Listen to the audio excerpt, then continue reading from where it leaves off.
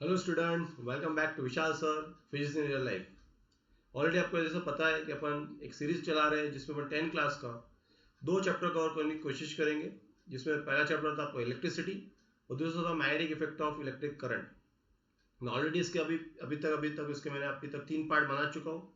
Part 1 part 2 में मैंने जितने क्वेश्चन हो सकते थे, जितने प्रॉब्लम कवर कर सकते थे अभी तक हाईवे पेपर के जो मोस्टली रिपीट होते हैं वो क्वेश्चन कवर करने की कोशिश किया हूँ। पार्ट 3 में अगर आपने देखे होंगे तो केस स्टडी बेस्ड क्वेश्चन कराया मैंने उसके अंदर का। आज अपन पार्ट 4 की तरफ मूव करने जा रहे हैं। तो पार्ट 1 पार्ट 2 पार्ट 3 के इसके अंदर मैं लिंक दे दूंगा डिस्क्रिप्शन बॉक्स में, अब वहां से भी उसको देख सकते हो। राइट, डेफिनेटली आपको फायदा होगा। जो फर्स्ट टाइम इस चैनल पे आए हो प्लीज चैनल को सब्सक्राइब करके रख दो ताकि आपको न्यू नोटिफिकेशन जब भी मैं वीडियो अपलोड करूँ आपको नोटिफिकेशन आते रहेगा, है ना। ब्लैंक आइकन क्लिक कर दो और जितना हो सकते इस चैनल को, इस वीडियो को शेयर करो ताकि और बच्चों को फायदा हो। लाइक करना भूलना मत, लाइक जरूर करना वीडियो को। राइट, वीडियो बनाने के लिए मेहनत लगती है, दिखेंगे आपको। चलो अपन आगे बढ़ते हैं। अपन आज स्टार्ट करें पार्ट 4। ऑलरेडी वहाँ पे आपको याद होगा पार्ट 2 तक अगर आपने देखे होंगे तो उसमें 18 क्वेश्चन मैं कवर कर चुका हूँ। केस स्टडी 2 क्वेश्चन अलग से लिया था। तो अपन आज 19 क्वेश्चन से चालू कर रहे हैं। राइट, क्वेश्चन नंबर 19 से स्टार्ट करें। पार्ट 1 पार्ट 2 में 18 तो हो चुका है, केस स्टडी 2 क्वेश्चन में अलग से लिया था। राइट, तो वही कंटिन्यूएशन में नंबर दे रहा हूँ मैं। तो 19 क्वेश्चन देखो क्या बोल रहा है। Electric iron draws 2.2 amperes of a current दिया उसका फ्रॉम अ वोल्टेज सोर्स दिया आपको 220 वोल्ट का। Find its resistance and power निकालना आपको, है ना, इन टर्म्स ऑफ वैट में निकालना है उसको। बहुत सिंपल कंसेप्ट है। कभी डाटा लिखते जाओ, पहले डाटा लिखने से क्या होता है प्रॉब्लम समझ में आता है अपने क्या कर रहा है। करंट दिया है, पहले राइट डाउन करंट, है ना। आपने करंट लिख दिया, कितना एम्पियर करंट ड्रॉ कर रहे थे अपन 2.2 एम्पियर का। पोटेंशियल डिफरेंस जो अप्लाई किया आपने 220 वोल्ट का अप्लाई किया वो लिख लिया अपन ने। अब आपको निकालना क्या, रेजिस्टेंस निकालना और पावर निकालना है। गिने चुने तो फॉर्मूला इलेक्ट्रिसिटी में। राइट, ओम्स लॉ का फॉर्मूला याद करो, पावर का फॉर्मूला याद करो, आ जाएगा आंसर आपको। You know Ohm's law V equal to I R, तो उससे आपको आर निकालते आएगा, नहीं रेजिस्टेंस निकालना, आर फाइंड आउट करते आएगा। पावर निकालने के लिए पावर के लिए फॉर्मूला आपको पता है, फेमस फॉर्मूला पता है, P is equal to I V बोलो वी आई बोलो, है ना। आई स्क्वायर आर भी होता है एक फॉर्मूला उसका, आगे पर उसका डेरिवेशन पार्ट मैंने नेक्स्ट क्वेश्चन में कराया उसका, दिखेगा आपको। तो अकॉर्डिंग टू ओम्स लॉ क्या होगा, V is equal to I R. यहाँ से आप आर निकाल लोगे, R should be equal to क्या होगा आपका V by I. Potential V दिया था आपको, तो कितने का दिया आपको 220 वोल्ट का दिया। करंट कितने का रेटिंग आपका 2.2 एम्पियर करंट रेटिंग है। तो 220 वोल्ट अपॉन 2.2 इसको सॉल्व करो आप लोग कैलकुलेशन में। आप लोग होप सो एक्सपर्ट होंगे, कैलकुलेशन कर लो इसका, इसमें टाइम वेस्ट नहीं कर रहा हूँ मैं। तो कट कट के जो आंसर आएगा उसका 100 ओम आएगा। राइट, रेजिस्टेंस पता कर चुके हैं आप लोग, अब आपको निकालना है पावर। तो P is equal to V apply कर, तो पोटेंशियल पता था आपको 220 वोल्ट का है।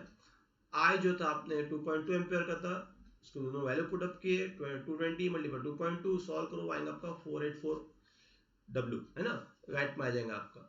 अब कई स्टूडेंट के दिमाग में आ रहा होगा सर पर रेजिस्टेंस फाइंड आउट किए, उससे पावर क्यों नहीं निकाले। बराबर है आपका। अपन यहाँ पे आई स्क्वायर आर से भी निकाल सकते थे, पावर का फॉर्मूला होता है आई स्क्वायर आर, निकाल सकते थे नो डाउट, उससे भी सेम आंसर आएगा। बट मेरी एडवाइस रहती है कि जो डाटा आपने पहले आर गिवन नहीं था, आपने आर फाइंड आउट किए, अगर आपकी आर की वैल्यू गलत आ गई ना तो आगे के पावर के मार्क भी चले जाएंगे आपके, कि वो आर आप आगे यूज करोगे आई स्क्वायर आर से। तो मैं बच्चों को एकदम एडवाइस देता हूँ, क्लास में आपने देखे होंगे कई बार एडवाइस दे चुका हूँ कि जब में तो डाटा जो गिवन है उसको रीयूज करो, जो फाइंड आउट करो उसको रीयूज करने का अवॉइड करो पॉसिबल। क्वेश्चन में आपके पास यहाँ पे चांस है अवॉइड करने का, है ना। आर यूज करने का जरूरत नहीं है, वी आई से भी निकाल सकता है, इसलिए अपन ने वी आई यूज किया। आप कॉन्फिडेंस हो कि आपका आर प्रॉपर आया है, प्रॉपर वैल्यू का है, तो आप वो भी यूज कर सकते हैं, उससे भी सेम आंसर मिलेगा, करके देख लेना। नहीं आया तो वो कमेंट बॉक्स में बताना, सेम आंसर मिलता है आई स्क्वायर आर से भी। बट उसके लिए आपका आर प्रॉपर चाहिए। हाँ, यहाँ तो मैं बता रहा हूँ आंसर आपके सामने, सबको पता है, एग्जाम में कैसे पता रहेगा। तो आप बच्चे, हमने ऑब्जर्व किया, इतने साल से पढ़ा रहा हूँ, हमने ऑब्जर्व किया बच्चे आर किलो गलत आने का वही आपस से यूज करते हैं इसके अंदर, तो ये भी इसके मार्क्स चले जाते हैं। तो आर निकालने पे आपका 1.5 मार्क है आउट ऑफ 3 मार्क, और बाद में पी का फॉर्मूला लगाएगा वैल्यू निकालोगे तो उस पर 1.5 है। ये अगर 1.5 यहाँ पे आपका गलत होगा तो ये भी आपको गलत कर देगा। तो मैं अगेन एडवाइस दे रहा हूँ आपको, जो डाटा गिवन है उससे अगर आपको वैल्यूज निकल रही तो उसको यूज कर लो। इसको आपस से आर की जो वैल्यू है इसको अवॉइड करो यूज करने से, है ना। अगर राइट है तो कोई प्रॉब्लम नहीं, फिर आपको वो आपकी चॉइस है। चलो मैं आगे बढ़ता हूँ नेक्स्ट क्वेश्चन की तरफ। Question number 20। ये भी क्वेश्चन कई बार पेपर में आ चुका है, ग्राफ से निकालने का बोल रहा था। मैंने जब ओम्स लॉ का एक्सपेरिमेंट कराया था तो मैंने बताया था कि स्लोप और रेजिस्टेंस इनवर्सली प्रोपोर्शनल रहता है। राइट, नहीं पता है तो देख लेना वीडियो पे, ओम्स लॉ पे वीडियो डाला हूं मैंने, उसको देख लेना एक बार और क्लियर हो जाएगा। उसमें ग्राफ भी बना के दिखाया मैंने, लीनियर ग्राफ आता है उसका, वो यहाँ दिया है। तो पूछ रहा है calculate the resistance of the wire निकालना आपको यूजिंग ग्राफ। ग्राफ में दिख रहा है आपको एक्स एक्सिस पे पोटेंशियल डिफरेंस लिया है, उसके स्केल दिख रहा है आपको 0 2 4 है ना, यहाँ पे 2 की स्केल चलाया उसने, यहाँ पे उसने 0.1 की स्केल चलाया, करंट की दिख रहा हूँ आपको, एम्पेयर में करंट चल रहा है 0.1 0.2 एम्पेयर का। तो as you know that maths में आपको पढ़े आप लोगों ने, slope is nothing but delta y by delta x है ना, delta I by delta V आएगा यहाँ पे। तो रेजिस्टेंस में लेकिन ऐसा नहीं होता, रेजिस्टेंस बोलता है वी बाय आई चाहिए, इसलिए बोलते हैं रेजिस्टेंस और स्लोप आर इनवर्सली प्रोपोर्शनल है ना, resistance should be equal to 1 by slope होता है, पढ़ेंगे अपन आगे इसके अंदर। मैं रफली समझा आपको कैसे निकालना है। हाउ मेनी पूछ रहा हूँ आपको, नंबर को निकालना है आपको, 176 ohm resistor in parallel combination लगाना है आपको, जिसमें से जो करंट जाना चाहिए बोलता हूँ 5 एम्पीयर का जाना चाहिए, पोटेंशियल जो अप्लाई करो 220 वोल्ट का है। तो आप कैसे 176 से कितने नंबर रेजिस्टेंस लगाओगे पूछना चाहता हूँ, हाउ मेनी बोल रहा हूँ आपको इन पैरेलल कॉम्बिनेशन, राइट। उसके बाद उसने बोला डिफाइन इलेक्ट्रिक पावर। आज के आपके इसमें आप पार्ट 4 में ऑब्जर्व कर रहे होंगे, मैंने थ्योरी के साथ प्रॉब्लम लाया, ऐसे ही पेपर में आता है, थ्योरी के साथ प्रॉब्लम पूछता हूँ, आधा पार्ट थ्योरी का आधा पार्ट प्रॉब्लम का, राइट। इसके पहले के इसमें देखा आपने, आधा पार्ट थ्योरी था आधा पार्ट प्रॉब्लम था, तो आज मैंने उस टाइप के क्वेश्चंस लाया जिसमें थ्योरी के साथ प्रॉब्लम आया है, राइट। उसके बाद बोला डिफाइन इलेक्ट्रिक पावर को डिफाइन करना है, derive the relation between power potential for the P, potential of the V and resistance capital R, इनके आपस में रिलेशन निकालना है ना। आपने ऑलरेडी एनसीईआरटी में निकाले हो, एनसीईआरटी में दिया है, मैंने भी अपने वीडियो में अपलोड किया हूँ वो यहाँ पर। यहाँ पे उसने इन टर्म्स ऑफ जो पूछा है पोटेंशियल डिफरेंस एंड रेजिस्टेंस पूछा है, करंट के फॉर्म में नहीं पूछा है। मतलब यहाँ पे आपको पी का फॉर्मूला आई स्क्वायर नहीं लाना है, आपको पी का फॉर्मूला वी आई के फॉर्म में लाना है, राइट। देखते अपन वन बाय देखते सब, मैं रफली क्वेश्चन समझने की कोशिश किया। चलो आंसर तक पढ़ते अपन। ग्राफ से आपको पहले रेजिस्टेंस फाइंड आउट करना है, देखो क्या होता है। मैं पहले बता चुका हूं आपको, रेजिस्टेंस ऑफ द वायर और slope they are inversely proportional. तो resistance of the wire that should be equal to 1 by slope of the graph, है ना। स्लोप ऑफ द ग्राफ मतलब delta y by delta x, उसको पलटाओगे तो delta x by delta y, है ना। Slope निकालोगे तो y कंपोनेंट पहले आता है, नीचे में x आता है, तो यहाँ पे delta I by delta V आएगा, आपको डेल्टा वी बाय डेल्टा आई चाहिए, है ना, इसलिए 1 बाय स्लोप बोला गया उसको रेजिस्टेंस के। You know according to Ohm's law v is equal to I R बोलो, या फिर r निकाल तो r should be equal to v by I. तो v जो ऊपर जाएगा डेल्टा v ऊपर में आएगा, नीचे में डेल्टा आई आएगा। डेल्टा v मतलब आपका यहाँ पे दिख रहा है, आपको 2 पॉइंट दिख रहे हैं, 2 पे 4 पे। जब पोटेंशियल आप 2 वोल्ट का रहे हो तो उसका करस्पॉन्डिंग करंट नोट डाउन करो, यहाँ पे कितने का है, हाँ यस कितने का है, 0.1 का है। जब 4 वोल्ट की बात करो कितना करस्पॉन्डिंग करंट देखो वहां पे 0.2 का है, राइट। तो ये यहां से आपको मिलेगा delta we, v2 minus v1 से। समझ में आ रहा क्या बोल रहा हूँ। यहाँ पे जाओगे तो यहाँ से मिलेगा आपको i2 माइनस i1 से डेल्टा i, वही तो चाहिए अपने को, है ना। Delta we upon delta i चाहिए अपने को ओम्स लॉ के, वही यहाँ पे अपने कैलकुलेट किया। देखो डेल्टा वी मतलब v2 माइनस v1, 4 माइनस 2 हो जाएगा, उसका करस्पॉन्डिंग करंट रहता है आपका i2 माइनस i1 हो जाएगा 0.2 माइनस 0.1। कैलकुलेशन पार्ट कर लो आप लोग, दिख रहा है आपको यहाँ पे 0.1 आएगा, यहाँ पे आपका 2 आएगा, अभी 0.1 को कन्वर्ट किया अपन, ऊपर 10 हो जाएगा, 2 into 10 20 ओम हो जाएगा, राइट। तो ये अभी आपको ग्राफ से आपने रेजिस्टेंस फाइंड आउट कर दिया, आपका ए पार्ट खत्म हो गया। अपन बी पार्ट की तरफ बढ़ रहा है, हाउ मेनी रेजिस्टेंस लगाने बोलते हैं, नंबर ऑफ रेजिस्टेंस निकालना आपको, जिसकी वैल्यू दिया 176 ओम दिया है। कौन सी कॉम्बिनेशन में लगा के पता करना है, पैरेलल कॉम्बिनेशन में लगाना है ना। वैल्यू पहले इसकी निकालना पड़ेगा कि पैरेलल के बाद कितने इक्विवेलेंट रेजिस्टेंस आएगा, उसके बाद उसकी वैल्यू को अपन find out, number find out करना पड़ेगा। समझ में आ रहा क्या बोल रहा मैं। उसने ये बताया कि इतने नंबर रेजिस्टेंस लगाया आपने पैरेलल में, तो उसका जो इक्विवेलेंट रेजिस्टेंस आएगा, है ना, सर्किट का, उसमें आपको इतना सप्लाई देने की कैपेसिटी रहना चाहिए उसकी, उसका नंबर निकालना, कितने नंबर रेजिस्टेंस लगाओगे, राइट। वही देखो कैलकुलेट किया, समझो यहाँ पे समझ में आएगा आपको। रेजिस्टेंस जो दिया था आपको वो दिया आर डैश, आर ऑलरेडी अपन पर एक निकाल चुके हैं, तो आर डैश हो गया आपका 176 ओम का। पोटेंशियल डिफरेंस जो आप सप्लाई कर रहा है वो बोलता 220 वोल्ट है ना। नंबर ऑफ रेजिस्टेंस पता नहीं, निकालना है तो उसको एन लेके चलेंगे, है ना। बाद में करंट आपको जो दिया है 5 एम्पीयर का दिया है, ओके। तो रेजिस्टेंस की वैल्यू निकालने के लिए क्या करूंगा, according to Ohm's law, you know Ohm's law v is equal to I R, तो r should be equal to v by I. यहाँ पे अपन अप्लाई कर रहे हैं, v पता है आपको, v कितने का आपका, v आपको पता है 220 का है। करंट रेटिंग पता है आपको, करंट जो चल रहा है आपका 5 एम्पीयर का चल रहा है, राइट। उसको कैलकुलेट करो उसको कैलकुलेट दो कितना आ रहा। अगर आप इसको कैलकुलेट करते हो 220/5 तो आएगा आपका 44 ओम। ना आपको नंबर ऑफ रेजिस्टेंस निकालना है, ये तभी इक्विवेलेंट मिल गया उसका, आपको नंबर ऑफ रेजिस्टेंस लगाना है, तो उसके लिए कैसे करोगे, you know 1/r should be equal to, parallel में लगा रहे तो 1/r1 plus 1/r2 plus 1/r3 and so on. ऐसे अपन एन नंबर लगाए, नंबर नहीं पता कितने रेजिस्टेंस लगाना है अपने को, इसलिए 1/Rp जो रहता है, 1/R लिखो 1/Rp लिखो, दोनों चलता है। 1/R dash plus 1/R dash plus so on, है ना, सेम वैल्यू के होने के कारण। तो अगर आप बेस देखते हो तो R डैश करके R बन जाएगा, ऊपर 1 प्लस 1 n टाइम्स रिपीट हो जाएगा, तो ऊपर n आ जाएगा, नीचे R डैश रहेगा। आपको n निकालना है तो R डैश बाय R। अब यहाँ पे देखो आप दो रेजिस्टेंस आ गया आपके पास, एक R डैश जो 176 का था जिसको अपन पैरेलल में लगाए थे, तो उसका रेजिस्टेंस वैल्यू आ गई थी 44 ओम, राइट। उसको यहाँ पुटअप किया अपन ने, तो उसको सॉल्व करते तो 4 आंसर आ रहा है। इसका मतलब आपको 4 रेजिस्टेंस लगाने हैं, है ना, कितनी वैल्यू के, 176 ओम के, in which combination, in parallel combination are required to carry the current. कितना फिर लोड संभाल पाएगा, 5 एम्पियर का लोड संभाल पाएगा, कितना पोटेंशियल अप्लाई कर सकते हो उस पर आप, 220 वोल्ट लाइन पे, राइट। तो होप्स आपको समझ में आया होगा ये, है ना। मैं आगे बढ़ता हूँ, कुछ भी डाउट्स है कमेंट बॉक्स में लिखो, मैं उसका रिप्लाई करूंगा। चलो आगे बढ़ते सी पार्ट की तरफ। सी पार्ट क्या था देखो उसका, डिफाइन इलेक्ट्रिक पावर, ऑलरेडी इसके पहले मैं डिफाइन कर चुका हूँ, वापस रिपीट हो रहा है यहाँ पे। Derive the relation between power, potential difference and resistor. Current के बारे में पूछा नहीं उसने यहाँ पे, तो डिफाइन पावर कैसे करते हो, work done, power is nothing work done per unit time, आपको पता ऑलरेडी।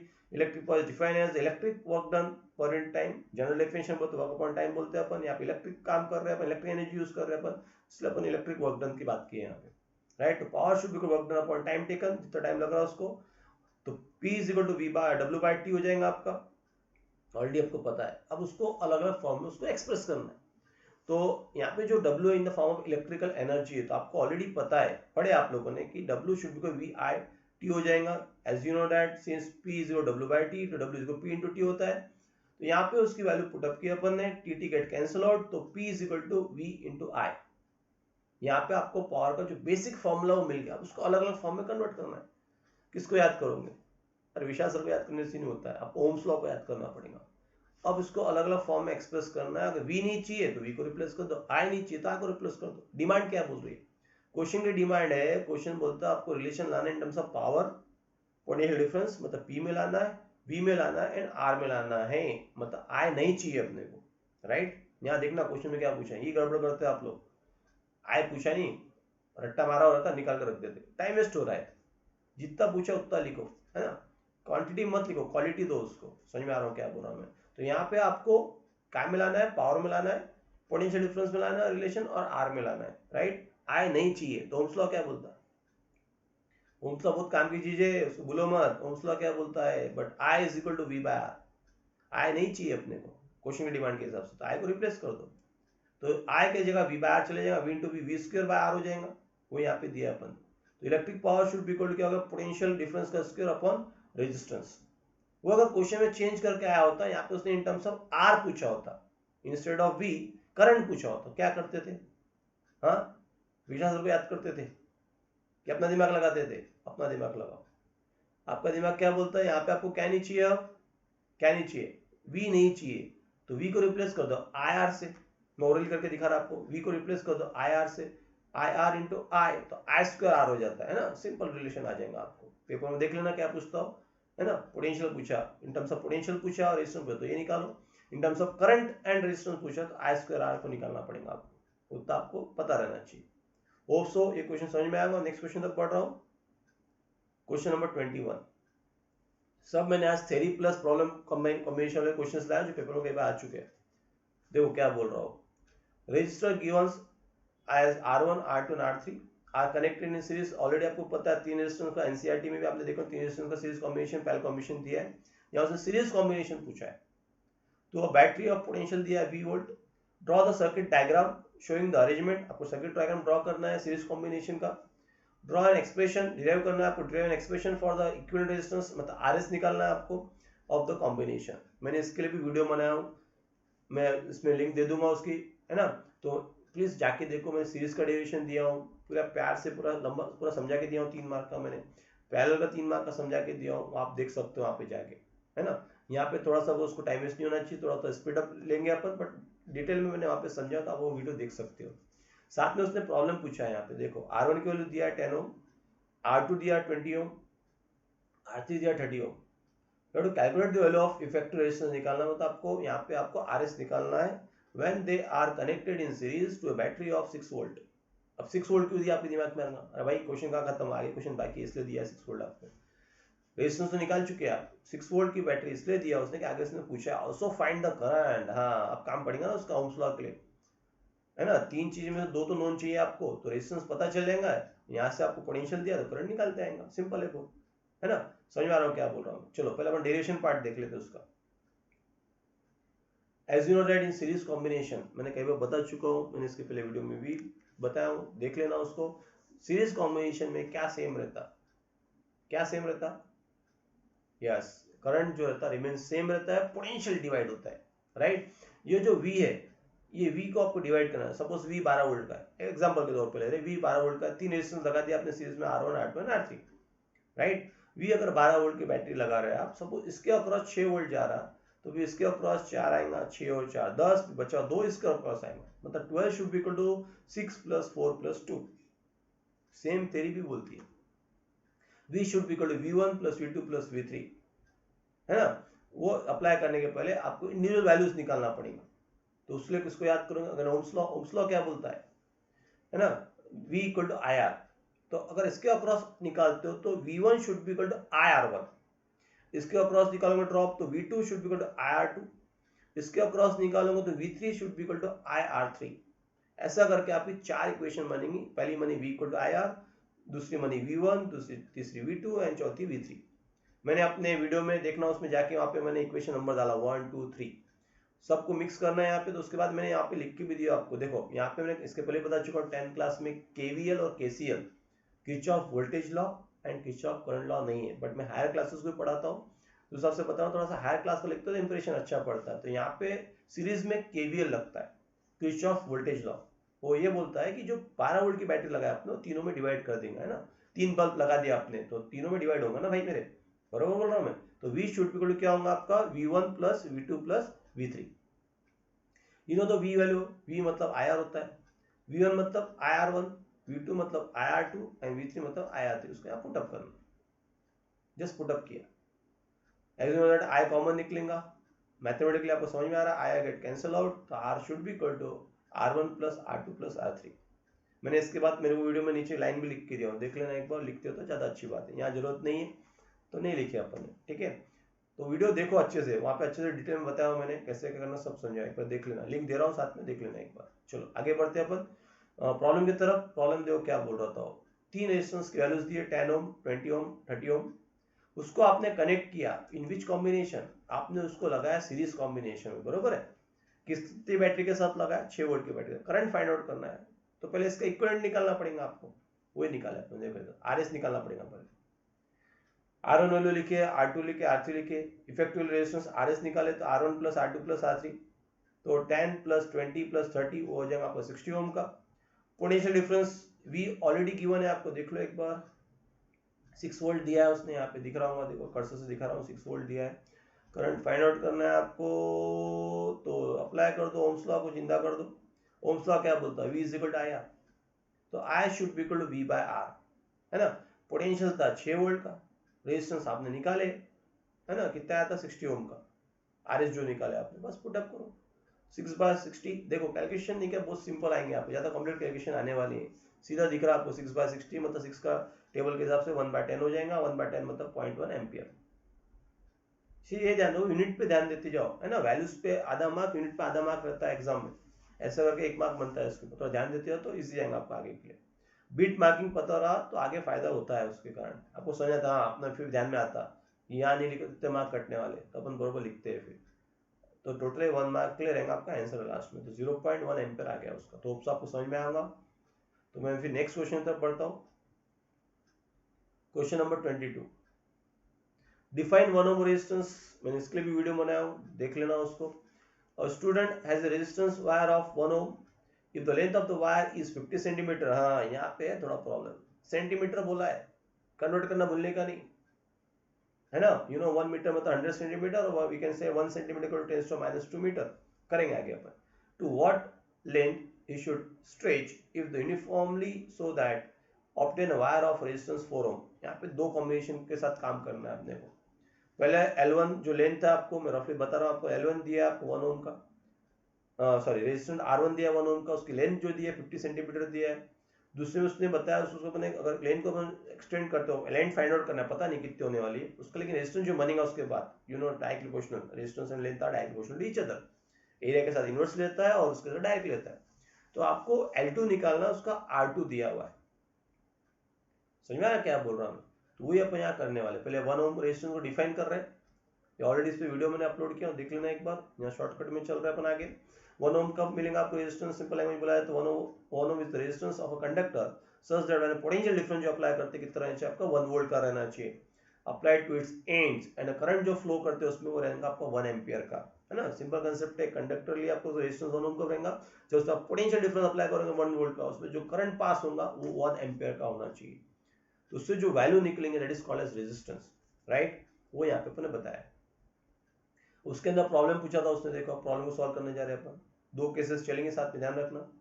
पहले का रेजिस्टेंस दिया था R1 1 ओम का दिया आपको, उसकी करस्पॉन्डिंग जो लेंथ थी 50 सेंटीमीटर दिया था, सेंटीमीटर को कन्वर्ट करना पड़ेगा, डिवाइड बाय 100 करोगे, मीटर में आएगा 1/2 मीटर, ये आपका L1 हो गया। अब जो रिक्वायर्ड है आपको, जो सेकंड पार्ट में बताया उसने, रेजिस्टेंस R2 दिया आपको 4 ओम का, समझ में आ रहा क्या बोल रहा हूँ?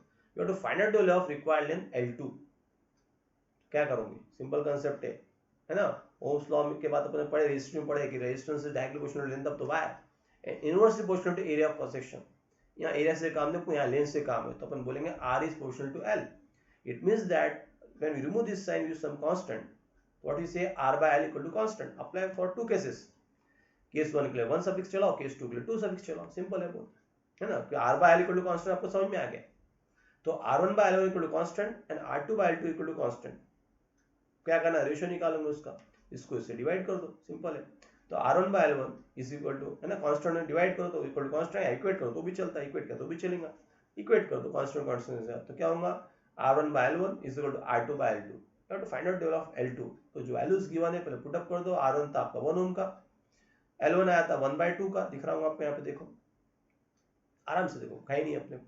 R2 जो था आपका 4 ओम का था, L2 पता नहीं, तो उसको सॉल्व करना पड़ेगा, है ना। ये 2 ऊपर जाएगा तो 2/1 हो जाएगा, इज इक्वल टू 4/L2, फिर वापस इसको इधर शिफ्ट करो तो L2 should be equal to 4/2, 4/2 मतलब आएगा आपका L2 should be equal to 2 metre, right. Hope so आपको समझ में आया होगा, डाउट रहा तो प्लीज कमेंट बॉक्स में लिखो, वापस समझने की कोशिश करूंगा। चलो आगे बढ़ते हैं अपन, नेक्स्ट क्वेश्चन तक बढ़ रहे, देखो क्या बोल रहा हूँ, डिफाइन इलेक्ट्रिक सर्किट, ये आपका एनसीईआरटी इंडेक्स क्वेश्चन में क्वेश्चन दिया है डिफाइन करने को। Draw labelled systematic diagram of electric circuit, है ना, जिसमें क्या क्या बताना आपको, क्या क्या कंटेनर चाहिए, और सेल बोला उसने, और रजिस्टर बोला, एन एमीटर बोला, वोल्ट मीटर बोला, एंड एक क्लोज स्विच बोला है। क्लोज स्विच बोलना पड़ेगा तभी तो करंट काम फ्लो होगा ना, तभी तो एमीटर काम करेगा। वो अपन गलती करते हैं, स्विच ओपन रख के आ जाते हैं और करंट फ्लो होते हुए दिखाते हैं, कैसा पॉसिबल, समझ में आया क्या बोल रहा हूँ, पॉसिबल ही नहीं है, स्विच क्लोज रहेगा तो ही करंट फ्लो होगा, है ना। आप बोलो कि इंसान जिंदा है तो उसका हार्ट बीट चलना तो चाहिए ना, अंडरस्टूड है, इंसान जिंदा है तो हार्ट बीट चल रही है, तो सर्किट क्लोज रहेगा तभी तो करंट जाएगा ना।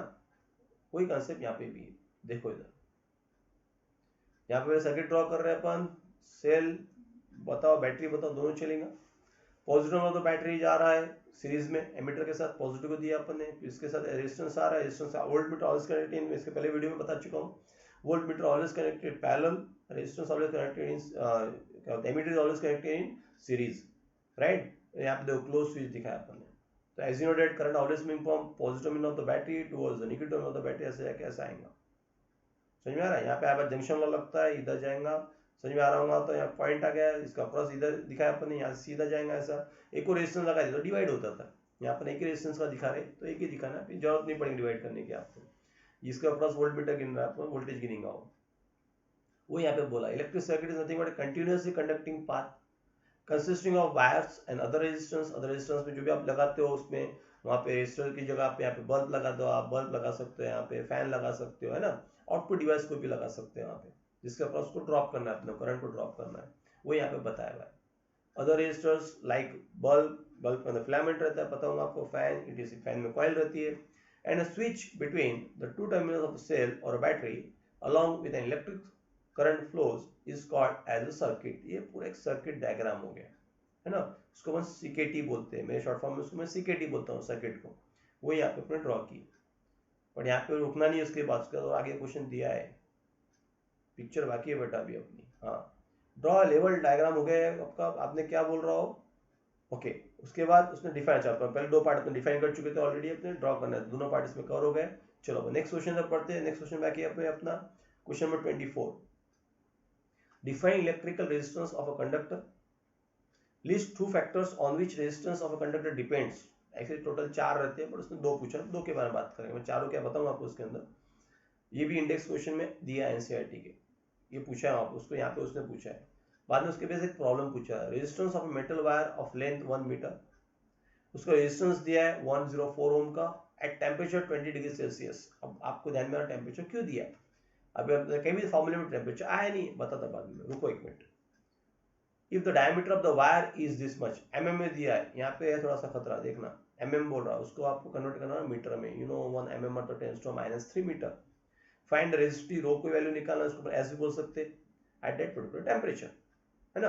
अब आप बोलेंगे सब पूरे एनसीईआरटी में था, बट कहीं टेम्परेचर फॉर्मूला पड़े नहीं है रेजिस्टिविटी के अंदर, यू क्यों दिया है बता रहा हूँ, उसका भी आंसर मिलेगा आपको, वीडियो के आखिर तक बने रहो, आंसर मिल जाएगा उसका। देखो इधर आओ, पहले आपको डिफाइन करना है electric resistance of a conductor. Simple concept है, रेजिस्टेंस होता क्या है, तो दिमाग में बोला, साइकिल चला रहे हो आप लोग, साइकिल ये डायरेक्शन में जा रही है, हवा का डायरेक्शन ये डायरेक्शन में, तो इसको क्या करेंगे, उसको अपोज करेंगे आगे बढ़ने के लिए, आपको ज्यादा एनर्जी लगेगी, रेजिस्ट करेगा। वही कंसेप्ट यहाँ पे भी है ना, जो डिवाइस करंट को फ्लो होने को रोकता है, that is called as resistance, वही यहाँ पे बोला है। देखो आगे, the property of a conductor due to which it opposes the flow of current, oppose कर रहा है आपको, साइकिल चलाने को जो हवा है वो रोक रही है आपको, है ना, सेम डायरेक्शन हवा चलती है तो आप हेल्प हो जाती है, अपोजिट डायरेक्शन में, वही कंसेप्ट यहाँ पे भी है, जो अपोजेस कर रहा है flow of current, that is that property of that conductor is called as resistance, है ना। उसको आगे जाकर रेजिस्टिविटी में फॉर्म में भी देखते हैं अपन। तो the property of the conductor due to which it opposes the flow of current through it is called as resistance, right. अब आगे बढ़ रहे हैं अपन, on which factor it depends, total 4 parameter पर डिपेंड रहता है, वो यहाँ पे मेंशन किया मैंने, देखो the resistance of a conductor depends on, पहला आता है length of the conductor, you know direct proportional length, दूसरा thickness, inversely proportional length, area of cross section याद होगा तो, और जो तीसरा factor main factor is the nature of the material, किसका बन रहा है ना, अलग अलग मार्केट में अलग टाइप के रेजिस्टेंस आते हैं, आपने देखे होंगे, कार्बन, एक एग्जांपल दे रहा हूं, कार्बन रेजिस्टेंस देखे होंगे आप लोगों ने, तो nature of the conductor material क्या है उसको उस पर डिपेंड, एंड लास्ट देखो टेम्परेचर, इसलिए उसने प्रॉब्लम में टेम्परेचर दिया है, इट डिपेंड ऑन टेम्परेचर, है ना, फॉर्मूले में कहीं काम नहीं पड़ेगा, बताऊंगा आगे मैं आपको। तो ये पैरामीटर दिमाग में फिट कर लो, इट डिपेंड्स ऑन, क्या पे डिपेंड रहेगा, लेंथ ऑफ द कंडक्टर, बोलो मेरे साथ, क्या पे डिपेंड रहेगा, length of the conductor, next thickness, जिसको अपन एरिया के फॉर्म में देखते हैं आगे जाके, nature of the material and temperature of the conductor. तो होप सो आपको बी पार्ट समझ में आ गया होगा, तो फिर मैं सी पार्ट की तरफ बढ़ता हूँ। सी पार्ट था आपका प्रॉब्लम बेस्ड, राइट, उसमें लेंथ दिया है आपको, उसका रेजिस्टेंस दिया है, टेम्परेचर का काम नहीं है, बट लिखना पड़ेगा, डिपेंडेंट है इसलिए फॉर्मूले में कहीं काम नहीं पड़ेगा उसका। डायमीटर दिया तो उसमें रेडियस पे जाते आता है अपने को, रेजिस्टिविटी निकालना है, रेजिस्टिव सिंबल आप आइदर एस यूज करो या ग्रीक लेटर रो यूज करो, दोनों चलता है ना। देखो आगे C part, length of the metal wire दिया था आपको, एल दिया है 1 मीटर का, रेजिस्टेंस दिया है 104 ओम का, टेम्परेचर दिया है, काम नहीं पड़ेगा आगे, बट ऊपर बोले पर डिपेंडेंट है इसलिए बताना पड़ रहा है 20 degree Celsius. Diameter of the wire दिया है ना, एमएम में दिया, उसको कन्वर्ट करना पड़ेगा, मैंने यहाँ नहीं कन्वर्ट किया, बट यहाँ वैल्यू में कन्वर्ट किया उसको मैंने, इसका -3 काम में पड़ेगा आगे आपको। तो देखो पहले फॉर्मूला देख लो, पहले फॉर्मूला लिखते जाओ, फॉर्मूले के मार्क मिल जाते हैं, गिवन डाटा फॉर्मूला लिखते जाओ, पहले क्या फाइंड आउट करने का बाद में सोचते जाओ, है ना। तो S इज इक्वल टू बोलो, rho is equal to you know R A upon L, तो आपको पहले ए फाइंड आउट करना पड़ेगा।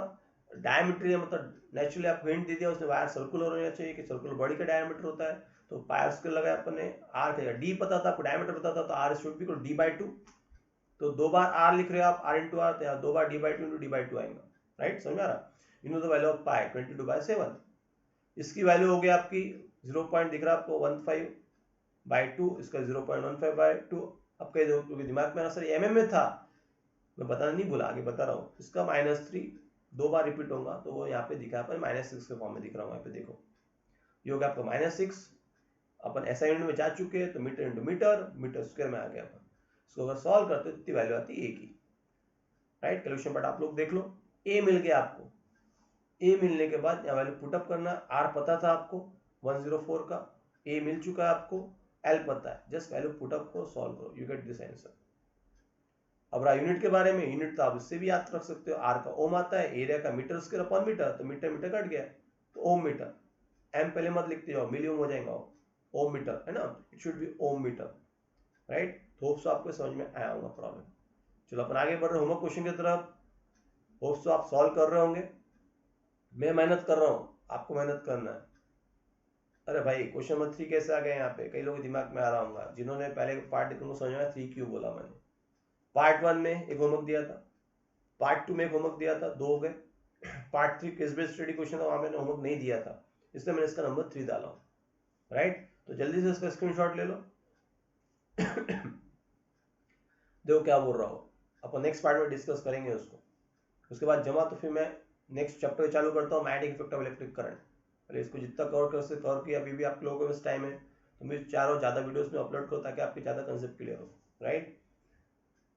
What is mean by electric circuit, why does electric current start flowing in a circuit, the moment circuit is completed, मतलब उसका circuit diagram पूरा होना चाहिए बोल रहा हूँ, या करंट फ्लो दिखाना आपको। What do we say that the potential difference across a conductor in a circuit is 1 volt, 1 volt को डिफाइन करना है आपको यहाँ पे। Calculate the potential difference between the two terminals of a battery if energy दिया उसका in the form of unit of energy 12 joule of work is done in transforming, कितना charge flow करना है, चार्ज दिया उसने वहाँ पे आपको 2 कूलम का ऑफ चार्ज, पेपर में आया क्वेश्चन। तो होप सो आपको ये वीडियो समझ में आया होगा।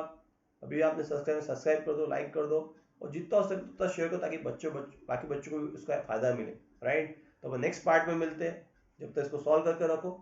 उसके बाद वो पार्ट खत्म होने के बाद जब अगर आपको लगता और चाहिए तो कमेंट बॉक्स में लिखना, सर इसके ऊपर हमको और वीडियो चाहिए, तो मैं और इसके वीडियो की कंटिन्यू करूंगा। उसके बाद फिर अपन magnetic effect of electric current चालू करेंगे। तो प्लीज कमेंट सेक्शन में लिखना मेरे को कि इसके ऊपर और प्रॉब्लम आपको चाहिए क्या, उस हिसाब से मैं अपने और पार्ट तैयार करूंगा आगे के, राइट। चाहिए तो भी लिखिए, नहीं चाहिए तो भी लिखिए, नहीं तो फिर उसके बाद चालू करेंगे magnetic effect of electric current. तो होप्स आपको समझ में आएगा। Thank you very much, good and goodbye, take care, ज्यादा घूमो मत बाहर, पढ़ाई करो, है ना। चलो थैंक यू वेरी मच।